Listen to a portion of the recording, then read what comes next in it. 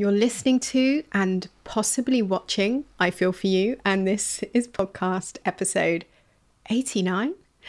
I'm Dionne, a writer, VR director, an installation artist, yoga, somatic movement and embodiment facilitator, DJ, amongst other things. We are all multifaceted beings. In short, though, I create events and experiences for the people, for the community to feel more space, more at home in their bodies and more free using modalities like art, sound, VR, nature, writing, and feelings.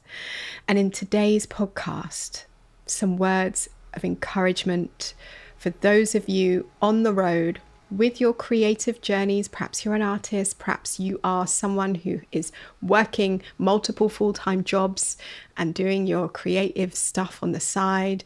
Maybe you are working with limitations. Perhaps you are someone who is in this world and feeling a little bit out of place. I hope these words can offer you some courage and maybe some remembering. Let's take a breath for nothing as we land in this space. And I would like to read you some words that I wrote for you. It's a letter of sorts. Hey you, you're doing a good job. Look at you out here doing the very best you can with what you've got. This is where we insert the Mimi clip. I see you. I feel you. I sense you. I notice how, in spite of it all and in spite of everything, you are doing that. That meaning it. Wow, how language can tie me in knots, because friend, listener, reader, watcher, possibly hater who actually can't stop making your way through my library of work, I could never understand the hate, watch or listen, which reminds me of someone who recently posted a video on apparently my most popular movement video on YouTube. It was a video I made as an offering for people navigating grief and sadness of all things. And they told me in quite succinct words, too much chat. I get it. I like to swim in words. Amongst them, I like to explore them, feel them gyrate in my mouth. Okay, I think I need to really think about things before saying or typing them, but I hope you get the gist. I like words. I like to use words as a tool to hopefully connect with people. That's why I'm a writer. And it's been 35 years of trying to feel free to share the writings I'd hide and harbour in notebooks and secret blogs and drafts of things I made. I go ahead and finish the whole damn thing and then just decide against it. Who am I to put myself out there and take up space? Apparently, taking up too much space by talking too much. I'm not bruised nor defensive, or maybe a little bruised. I'm genuinely curious why someone who felt like I was talking too much wanted to tell me that in a comment posted under a YouTube video where the general mood was people connecting with each other as a community, sharing their stories, using their voices to speak about the stuff which can feel taboo in some cultures. I wonder what the thinking was. And I'm grateful for that comment, believe it or not, because I think not too long ago, possibly even weeks ago, I would have read that comment and then become quiet again, hidden myself and stopped production, felt I wasn't entitled to share things I made anymore, worried I would be too much. I'm always too much for some. And I share this personal story because I know some of you relate to this. Perhaps you've been told you're too much. Perhaps you're like me, unmasking your neurodivergent nature, which wants to feel free to be who you are, as well as chomping the limiting societal expectations and barriers which prevent you in all your multifaceted glory. Your parts labelled other from daring to be seen. How dare you? How dare you not share these vital and exquisite parts of yourself, the truest and most truthful aspects of who you are. I make space in this tender meadow for you to do what you like with it. I, for one, am interested in hearing what you have to say or share.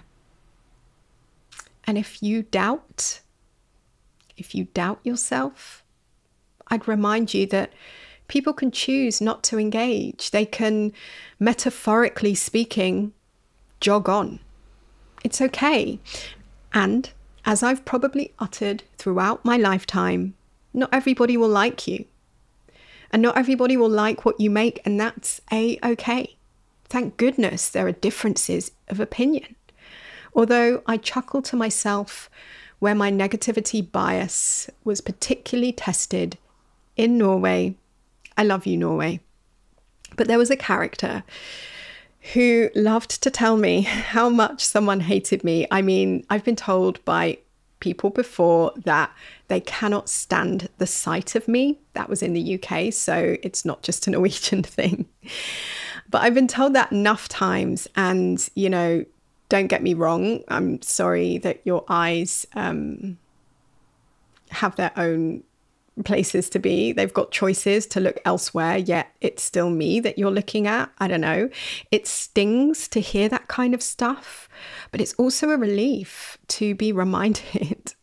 I don't want the reminder. I don't need people to constantly remind me, but there is a sense of relief that I feel at the reminder because I know I'm not for everyone. Thank goodness for that.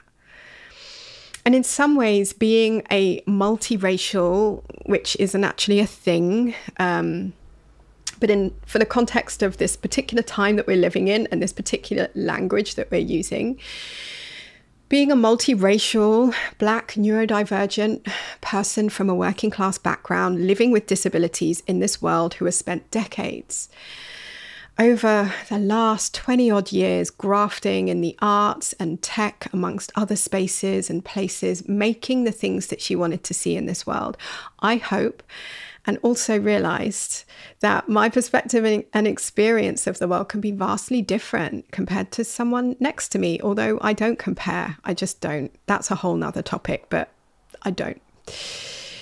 I have the cuts and bruises from the glass ceilings I've had to smash at a time in history when people like you don't do things like that. Desperately trying to justify that those glass ceilings was worth it.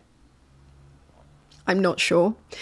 But I do hope that in some way my contribution in this world in trying to kick doors open and break glass and hold open the doors and hopefully encourage others through, hopefully with a shortcut that avoided the rancidness of a racist, ableist, patriarchal society. Hopefully others could avoid the pain and setbacks that I faced on my own journey. And hopefully there was a meaning for me experiencing what I did.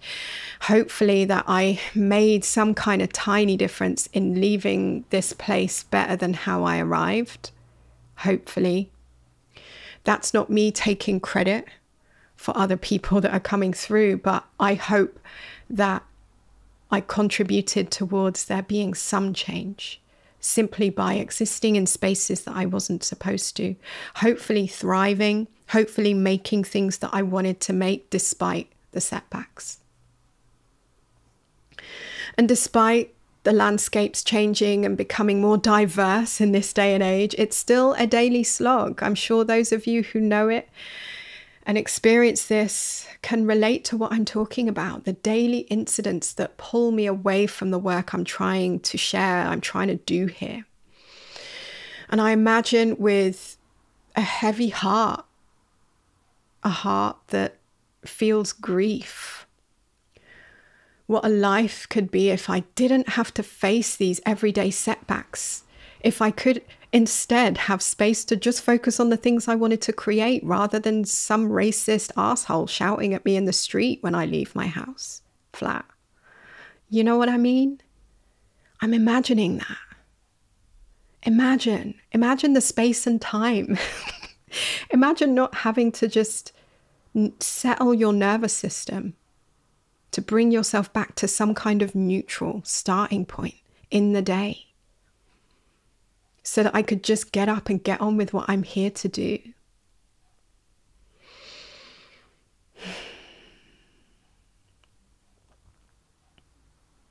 I'm taking a breath for nothing and just feeling that. I'm feeling the intensity of that. I'm feeling the magnitude of that, because I know I'm not alone in this feeling. I know I'm not alone in these experiences of having to navigate a difficult world that isn't made for you, or it's made more challenging for you, whatever kind of challenge you're experiencing, whether it is that you're neurodivergent and or disabled and or experiencing this world as a Black person and or experiencing any kind of discrimination.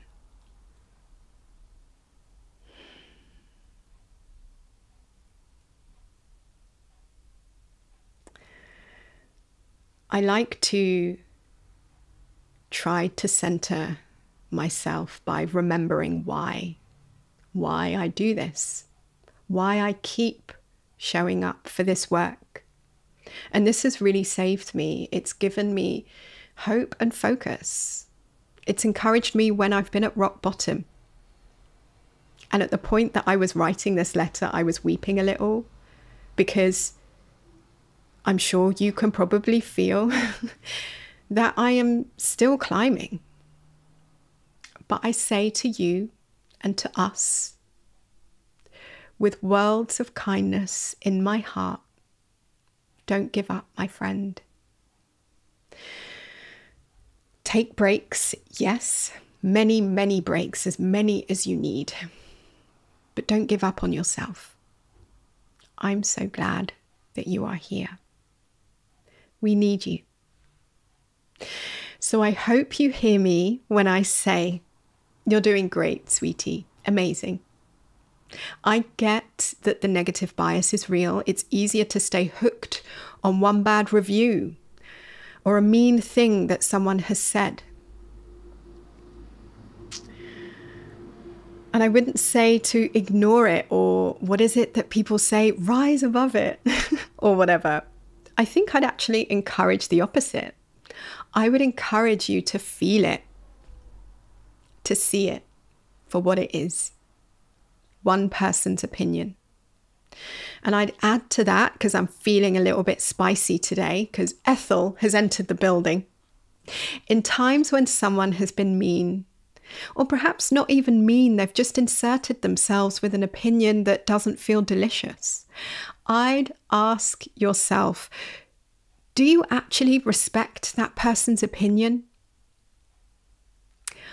I'm not trying to be cold, but I find this check-in stops me in my tracks of spiraling with any kind of maze or rabbit hole that I might be in.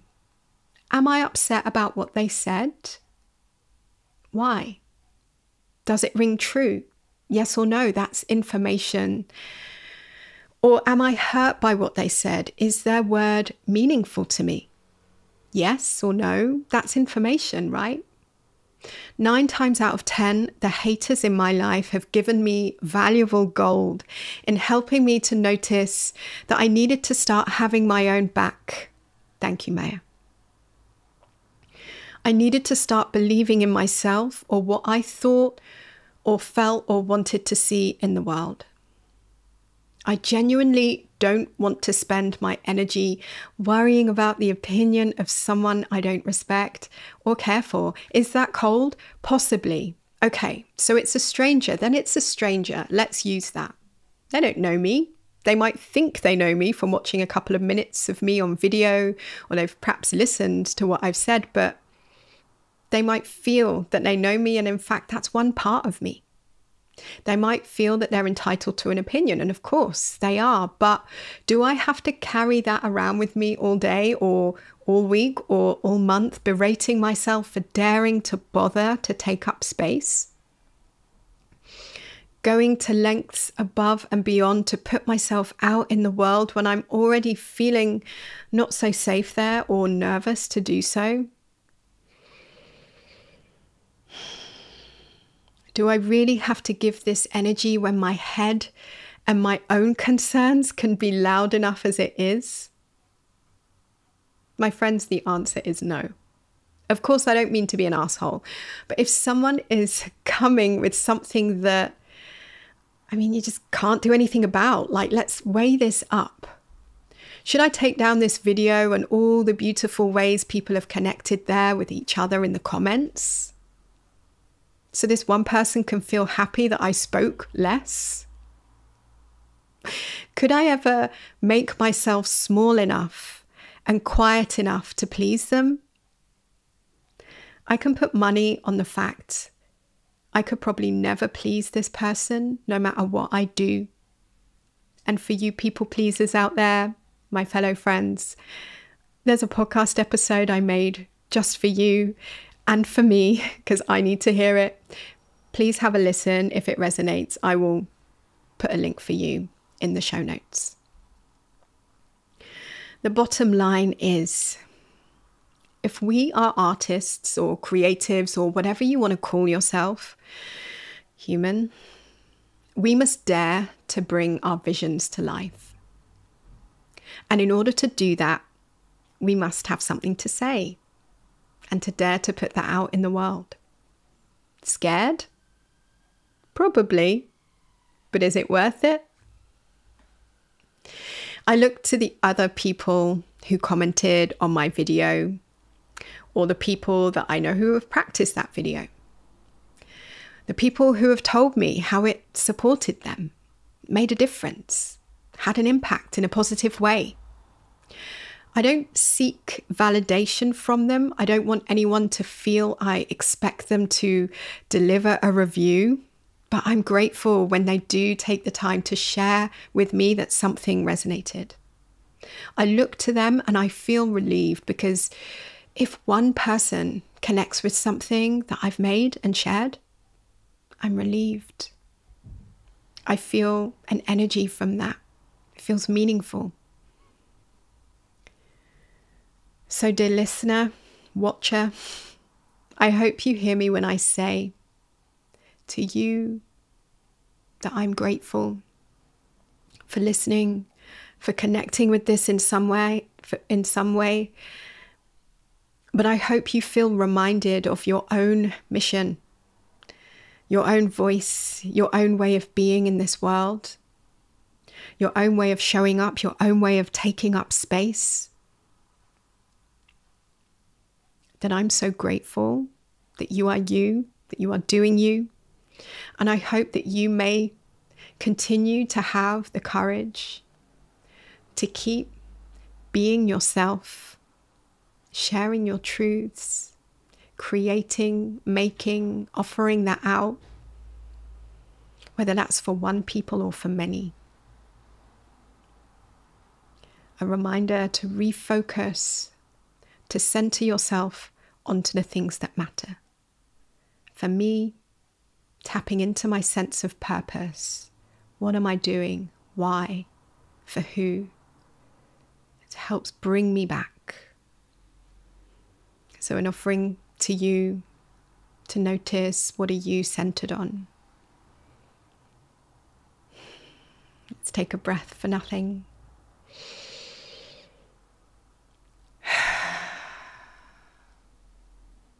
Just notice how you feel. All feelings are welcome. There's no expectation for you to show up here in any other way than what you're working with. So, space for all facets of you. May we feel it all. May we also remember who we are. Thank you so much for listening, for watching. I hope this was helpful. I would love to hear your thoughts. Let me know. Leave me a comment. Let me know if it resonated with you. Let me know if you have some ideas about perhaps dealing with haters, dealing with difficult people. Maybe it's a challenging review. I'd love to hear. Thank you so much. Take care of you. Bye. Okay, Ethel, you can leave the room now.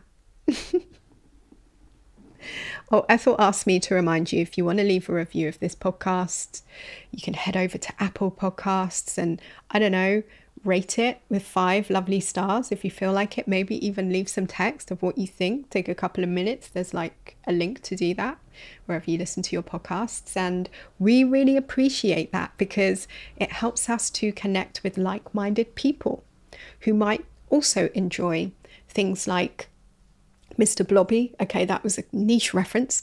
But Eartha Kitt, sequins. I know I get my sequins secondhand. That is just how I've always got my sequins, but you know how we do. And other kinds of things. If you want to receive more resources, please head over to my Substack or sign up for my digest. All the links will be in the show notes. Thank you so much for being here. Thank you for practicing with me. Thank you for receiving whatever this is. And I'm just waving my hands around for reference. And I appreciate you. Thank you. Bye.